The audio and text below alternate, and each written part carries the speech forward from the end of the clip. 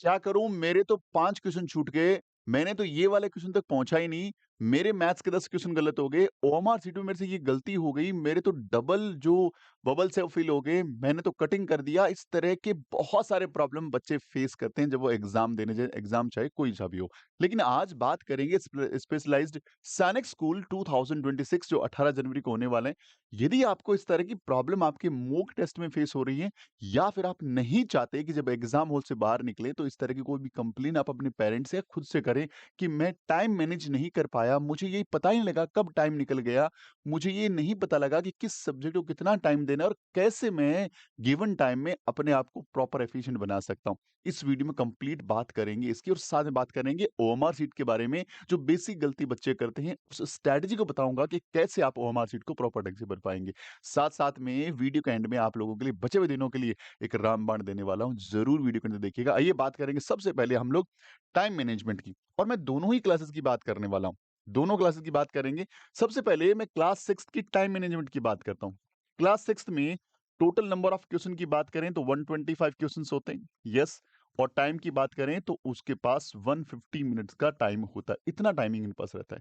अब हमें क्लास 6 के तौर पे इसको मैनेज कैसे करना है? तो मैं आपको बता दूं कि सब्जेक्ट यदि मैं बात करूं तो सबसे पहले रीजनिंग, फिर मैंने बोला इंग्लिश, फिर बोला जीके और फिर हो गया मैथ्स। ये 4 सब्जेक्ट होते हैं और जनरली मैं बच्चों को रिकमेंड करता हूँ आप इसी सीक्वेंस में करें या फिर इसको आगे-पीछे कर सकते हो। सबसे पहले जाते ही आप रीजनिंग को करें क्योंकि दिमाग बहुत एक्टिव होता है। बहुत सारे क्वेश्चन होते हैं जो डायरेक्ट आपके थॉट प्रोसेस पे या डायरेक्ट आपकी बोलते हैं ना साइकोलॉजी पे डिपेंड करते हैं। तो यदि जाते ही रीजनिंग करते हैं तो रीजनिंग बहुत अच्छे से आप कर सकते हैं और बहुत कम टाइम में कर सकते हैं।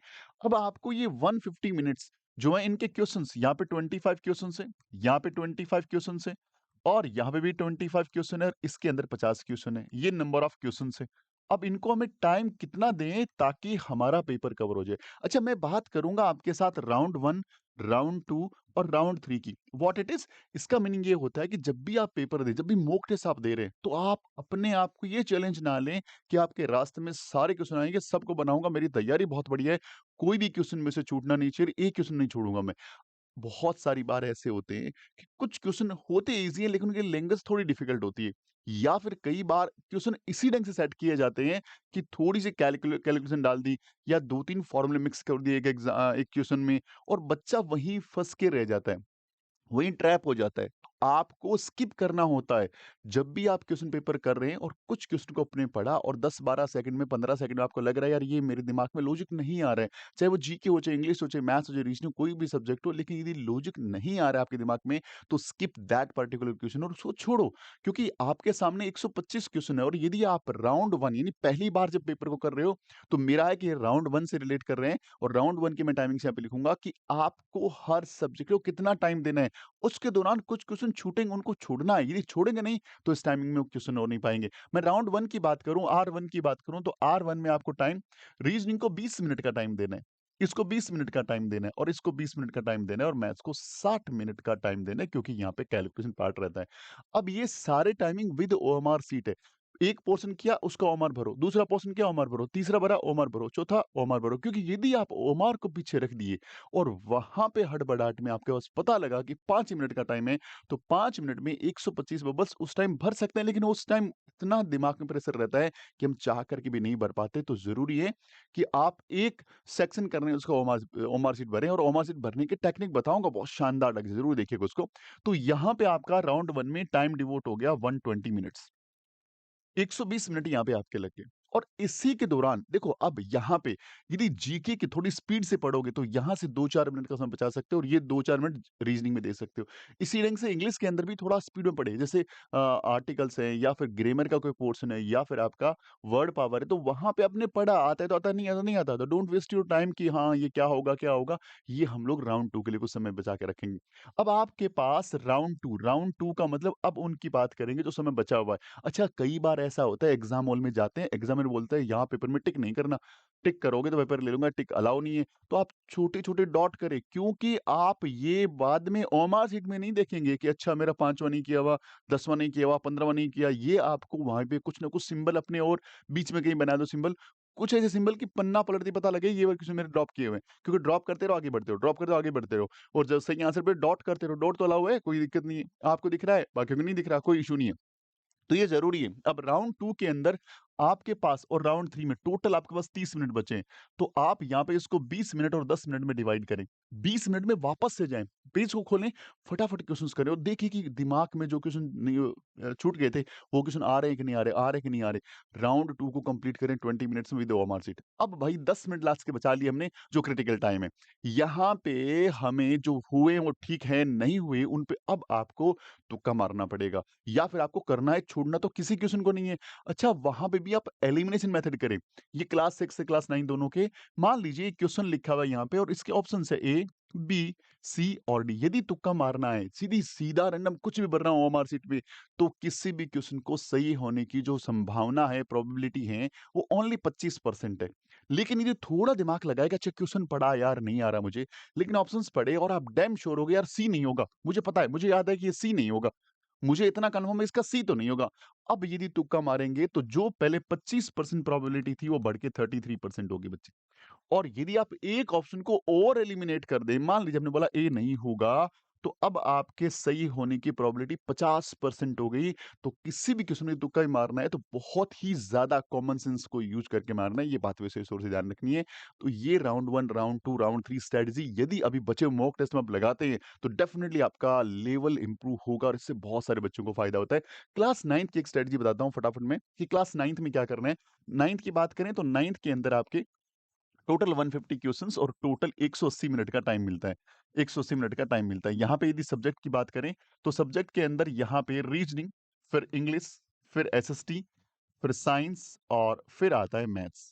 मैं बोलूँगा इसी सीक्वेंस में क्वेश्चन को बनाएँ। इनको आगे-पीछे कर सकते हैं लेकिन मैथ्स एंड रीजनिंग को नहीं हिलाएँ। ये मेरी एक स्ट्रैटेजी है। आप पहले मैथ्स करते हैं, you are comfort, then you can do. ये कोई ज़रूरी नहीं है, बट आप पे डिपेंड करता है। ये सब्जेक्ट्स हो गए हमारे कि सब्जेक्ट कौन से हैं। अब यहाँ पे नंबर ऑफ क्वेश्चन्स की बात करें तो इसके अंदर टोटल 25 क्वेश्चन आपको देखने को मिलेंगे। यहाँ पे 25 क्वेश्चन है, यहाँ पे 25 क्वेश्चन है, यहाँ पे 25 क्वेश्चन है और यहाँ पे 50 क्वेश्चन देखने को मिलेंगे। आपको राउंड 1 में क्या करना है, इसको 20 मिनट देने हैं सिर्फ 20 मिनट, 20 मिनट, 20 मिनट और 60 मिनट। टोटल आपने 120 140 मिनट यहाँ डिवोट कर दिए। 140 मिनट्स यहाँ पे डिवोट आपने कर दिए। ये राउंड 1 की स्ट्रैटेजी है और वो सारी चीज़ें यहाँ पे अप्लाई करनी है जो क्वेश्चन नहीं है और उनको छोड़ते हुए चलना है। राउंड 2 के अंदर और राउंड 3 के अंदर, राउंड 2 के अंदर और राउंड 3 के अंदर आप क्या करेंगे, आपके पास अब यहाँ से 40 मिनट का समय और बचा है, तो यहाँ पे आप क्या कंट्रीब्यूट करेंगे 30 मिनट्स और 10 मिनट्स में डिस्ट्रीब्यूट कर देंगे क्योंकि कुछ क्वेश्चन थोड़े उलझे हुए रहते हैं और आपने यदि पुराने पेपर्स का पैटर्न पढ़ा है, आप देखिएगा मैथ्स के स्टार्टिंग के 1-2 पेज में जो क्वेश्चन बने रहते हैं वो थोड़े से हार्ड रहते हैं और वहीं से बच्चा यदि अपने दिमाग में परसेप्शन बना लेता है, अरे यार मैथ्स टफ आ गए, नहीं, नहीं, नहीं, नहीं, छोड़िए उन क्वेश्चंस को एक बार के लिए। ऐसे 5 क्वेश्चन छोड़ दिए, 45 क्वेश्चन पे टारगेट किया, तो 45 सही होगी। बाद में लास्ट के अंदर जो राउंड 2, राउंड 3 है वहाँ पे 5 क्वेश्चन बना लेंगे, ऑप्शन से बना लेंगे, दिमाग लगा के बना लेंगे, लेकिन बन सकते हैं। बस स्ट्रैटेजी बहुत स्ट्रॉन्ग होनी बहुत ज़रूरी है। तो यही था टाइम मैनेजमेंट का फंडा। बात करेंगे ओएमआर शीट की, कि ओएमआर शीट में हमें क्या करना होता है। देखिए, यहाँ पे मैं ओएमआर शीट आपको शो करता हूँ कि सैनिक स्कूल में ओएमआर बेसिकली कौन-सी यूज़ करते हैं। सैनिक स्कूल में क्लास 6 की ओएमआर शीट मेरे पास है, 6th 9th में एक ही बात है। मैं आप लोगों को सिंपली थोड़ी स्ट्रैटेजी बताऊँगा कि कैसे करना है। आपको देखो भाई यहाँ पे बच्चे जो छोटे हैं उनको टेंशन रहती है ओएमआर शीट कैसे भरें। तो मैं बता दूँ आपको कि भाई आपको 1% भी यहाँ चिंता करने की ज़रूरत नहीं है। ना तो आपके नाम में यहाँ पे क्या आएगा, यहाँ पे क्या आएगा, यहाँ पे क्या आएगा, यहाँ पे क्या आएगा, यहाँ पे क्या आएगा, कुछ कहीं भी। आपको ये वहाँ पे जो टीचर है वो 100% बताएँगे कि कहाँ पे क्या लिखना है और बिल्कुल भी घबराना नहीं है, आराम से जाना है। इसीलिए आपकी एंट्री एग्ज़ाम स्टार्ट होने से आधा घंटा, 1 घंटा पहले करते हैं, ताकि बच्चे यहाँ पे गलतियाँ ना करें। तो don't you worry about about that कि हाँ, अब उसमें कैसे करूँगा? मेरी तो प्रैक्टिस करो पहले। डेफ़िनेट ये ओमार शीट नहीं है, डैशबोर्ड नंबर पे लिखिए ओमार क्लास 6 हम आपको भेज देंगे, कोई चार्जेज़ नहीं है, कोई चार्ज नहीं, फ्री ऑफ कॉस्ट है। इसका प्रिंटेड में मंगवाना चाह रहे हो तो चार्जेबल हैं, अगर अदरवाइज़ इसका पीडीएफ मंगवाओ कोई इश्यू नहीं है, हम आपको तुरंत आप भेजेंगे। ओमार 4 क्लास 6 सैनिक स्कूल हम आपको तुरंत भेज देंगे, प्रिंट निकाल के प्रैक्टिस करो। पेपर में गए, पेपर में ये फॉर्मेट नहीं है, कुछ डिफरेंट फॉर्मेट आ गया। चेहरे पे स्माइल करना है, कुछ नहीं करना। This is not your cup of T, आपको चिंता करने की क्यों ज़रूरत है? वहाँ पे टीचर हैं, उनकी ज़िम्मेदारी है कि वो आपको बताएँ। आपको वहाँ नहीं घबराना, एक चीज़ नहीं आती है 3 बार नहीं 30 बार पूछ सकते हो, सर मैम एक्सक्यूज़ मी, आप प्लीज़ मुझे बताएँगे कि इसमें क्या करूँ मैं? कैसे करूँ मैं? तो वो हर चीज़ आपको बताएँगे। लेकिन वो आपकी वो मार्कशीट भरेंगे नहीं, वो आपको खुद को भरनी पड़ेगी। आपको पता होना चाहिए कि नाम भरना है तो जैसे मान लीजिए मेरा नाम मदन है तो यहाँ पे एम आएगा, यहाँ पे ए आएगा, यहाँ पे डी आएगा, एन आएगा और फिर यदि मेरे नाम में स्पेस हैं तो मुझे स्पेस एक डब्बा खाली छोड़ना है। SWAMI ये चीज़ें मुझे पता होनी बहुत ज़रूरी है। बबल्स फिल करना है तो पूरा फिल करना है, ये बात मुझे पता होनी चाहिए। वो बता सकते हैं बट आपका काम नहीं करके दे सकते, तो आपको प्रॉपर ढंग से बबल्स ऐसे भरने हैं। ये 2 बातें ज़रूर से आपको प्रैक्टिस करके जानी है। लेकिन कोई नया पैटर्न आ गया, नया फॉर्मेट आ गया, कोई चिंता की बात नहीं है। उनसे आधा घंटे या 1 घंटे पहले आराम से घुस रहे हो, आराम से अपनी ओमार शीट भरो और बिल्कुल इसके लिए टेंशन लेनी ही नहीं है। 1% भी टेंशन नहीं लेनी। चेहरे पे स्माइल, हर बार जितनी बार पूछोगे टीचर आपको बताना पड़ेगा। अब कहानी आती है कि सर और क्या बताने वाले थे जिसके लिए हम लोग इस वीडियो को देख रहे हैं। देखो भाई ये ओमार शीट भरने की टेक्निक जिसको निंजा टेक्निक बोल सकते हैं बहुत शानदार टेक्निक है। जनरली बच्चे करते क्या है कि पेपर रखा हुआ है जी साइड में यहाँ पे इनके पास है पेपर। यहाँ पे पेपर रखे हुए हैं, एक क्वेश्चन करते हैं, एक को भरते हैं, दूसरा करते हैं, दूसरा भरते हैं, तीसरा करते हैं, तीसरा भरते हैं। इसमें कई सारी प्रॉब्लम हो सकती है। एक तो देखो कितना समय लग रहा है कि यहाँ पे क्वेश्चन कर रहे हो, फिर यहाँ क्या देख रहे हो, फिर यहाँ जा रहे हो, फिर यहाँ देख रहे हो, फिर यहाँ जा रहे हो, फिर देख रहे हो, बहुत सारा टाइम कंज्यूम हो रहा है। क्योंकि बबल्स को फिल करने में पूरा कंसंट्रेशन एक बार वहाँ हो जाता है, पूरी आँखें वहाँ के पूरी सेट वहाँ हो जाती हैं और फिर उठा के उधर जाते हो तो फिर वो क्वेश्चन वो दिखता नहीं है, फिर वापस आते हो, फिर आते हो और वहाँ पे ए की जगह बी की जगह सी और डी होने की संभावना रहती है। उससे बचने का तरीका क्या है? उससे बचने का तरीका भाई ये है कि आप लोग यहाँ पे पहले सेक्शन ए को कंप्लीट कर लिया मतलब पहला सेक्शन कोई भी जो जो आपने रीजनिंग मैथ्स जो भी आपको करना है, कर लिया आपने। अब आपने देखा कि यहाँ पे क्वेश्चन नंबर 1 है उसमें सी है तो सीधा देखा क्वेश्चन नंबर 1 में सी, तो सी पे छोटा-सा डॉट कर लो ऐसे, छोटा-सा डॉट कर लिया मान लीजिए, छोटा-सा डॉट किया कि सी में आपने छोटा डॉट बनाया कि ये देखो सी में ये ऐसे कर लिया। अगले में बी है, बी देखा ये डॉट बनाया, फिर ए देखा, फिर बी देखा, फिर सी देखा, डी देखा, सॉरी ये डबल हो गया क्या? डबल आपको नहीं करना है, वहाँ पे ध्यान रखना है। ऐसे आपने टिक बना लिया सपोज़ दैट, क्वेश्चन को वहाँ पे देख-देख के। ठीक है? अब यदि गलती से कोई डॉट गलत हो गया तो वहाँ पे थोड़ी संभावना है कि उसको सही करोगे तो एक डॉट लगा हुआ है। यदि इसमें छोटा डॉट है और पास वाले को बबल्स करूँ तो मशीन जब रीड करते हुए हो सकता है कि बी को इग्नोर मार दे, आपका सही आंसर सही हो जाए। नंबर 1 फ़ायदा तो ये है। दूसरा, यहाँ पे आपको सिर्फ़ टिक करना है। अब आपने पेपर को साइड में रखा और इस बबल्स को भरने के लिए सिर्फ़ अपने मन में जो भी है रिलैक्स मोड में गाना गुनगुनाते हुए इनको भरें। ताकि क्या है कि आपका ब्रेन जब तक एक्टिव हो जाएगा, आपका ब्रेन रिलैक्स हो जाएगा और आप अगले सेक्शन में जाओगे, बहुत मज़े से जाओगे। अपना फ़ेवरेट गाना गुनगुनाते हुए, अपने आप को बहुत ज़्यादा खुश रखते हुए इन बबल्स को भरिए।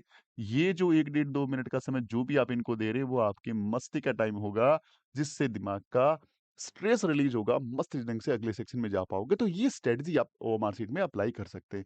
तो ये थी हमारी टाइम मैनेजमेंट और ओएमआर शीट टेक्निक। इसको ज़रूर अप्लाई करें और मुझे बताइएगा कि क्या इससे आपको फ़ायदा हुआ तो चैट बॉक्स में ज़रूर लिखिएगा। अब मैंने प्रॉमिस किया था कि लास्ट में बहुत बड़ा सीक्रेट बताने वाला हूँ, जो आपके अपकमिंग डेज़ में बहुत फ़ायदा दे सकते हैं।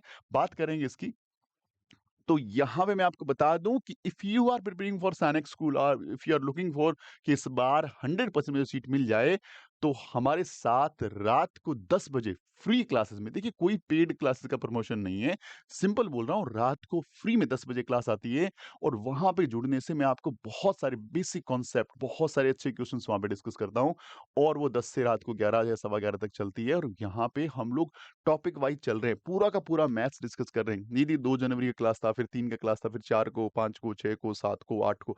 आज है रीज़निंग का 4th वाला क्लास यानी रीज़निंग की 3 क्लासें पढ़ा चुका हूँ। आज अगली क्लास है नॉन वर्बल रीज़निंग में मेरा काम करने का मन है आज, कुछ क्वेश्चन और भी करेंगे।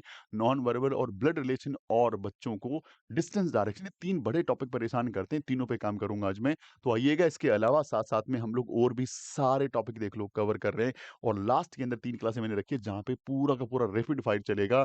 बहुत सारे हम लोग ऐसे क्वेश्चन करेंगे जो एग्जाम में आने की पूरी-पूरी संभावना है। तो ये थी हमारी पूरी स्ट्रैटेजी। इसके साथ अब हमारे पास यूपी सैनिक स्कूल इंटरव्यू की तैयारी करना है आपको। सैनिक स्कूल का टेस्ट चाहिए तुरंत ले लो क्योंकि मॉक टेस्ट बहुत इंपॉर्टेंट है।